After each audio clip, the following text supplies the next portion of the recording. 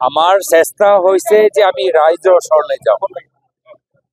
ৰাইজৰ মাজত থাকিলেহে কংগ্ৰেছে সঞ্জীৱনী পায়।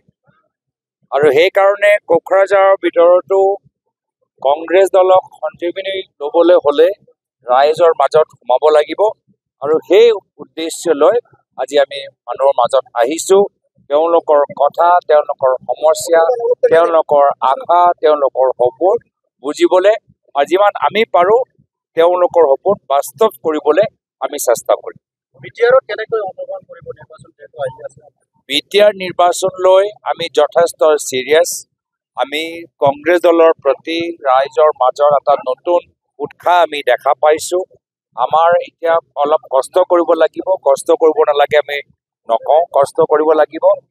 সময় অলপ আছে, চব নিৰ্ভৰ কৰে যে কংগ্ৰেছে কিমান কষ্ট কৰে। মোৰ কংগ্ৰেছৰ কৰ্মীখিনিৰ ওপৰত সম্পূৰ্ণ ভৰসা যে তেওঁলোকে এবাৰ ভালকৈ কষ্ট কৰিলে ভাবানত এটা খুব ভাল আনএক্সপেক্টেড ৰিজাল্ট হ'ব পাৰে।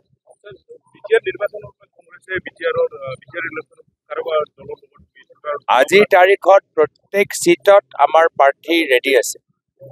এতিয়া হ'ল আমি সংগঠনটো আৰু শক্তিশালী কৰিব লাগিব, ৰাইজৰ মাজত সোমাব লাগিব।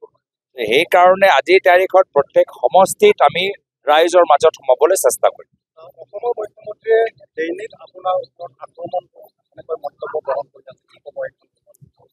আমাৰ এটা সবকো সন্মতি দে ভগৱান, সকলৰ মংগল। फरायसाफोरनि थाखाय मोनसे फोसावथाय। सोलोंथाइ बोसोर 2025-26नि फरायसाफोरनि थाखाय गोदानै मुं थिसननाय लानानै फैदों रुनिकाटानि UN एकाडेमिया। चिरां जिल्लानि रुनिकाटायाव थानाय UN एकाडेमिया देग्लायनिफ्राय HS फार्स्ट इयारनि सोलोंथाइ होनायखौ जागायबाय। बे एकाडेमियाव 11 थाखोनि आर्ट्स स्ट्रीमनि गोदानै मुं थिसननायखौ दासान्दि लागासिनो दं। गुन गोनां सोलोंथाइ होनायजों लोगोसे हौवासा आरो हिन्जावसाफोरनि थाखाय आलादा आलादायै साखोन सिखोनै हस्टेलनि खाबुबो दं।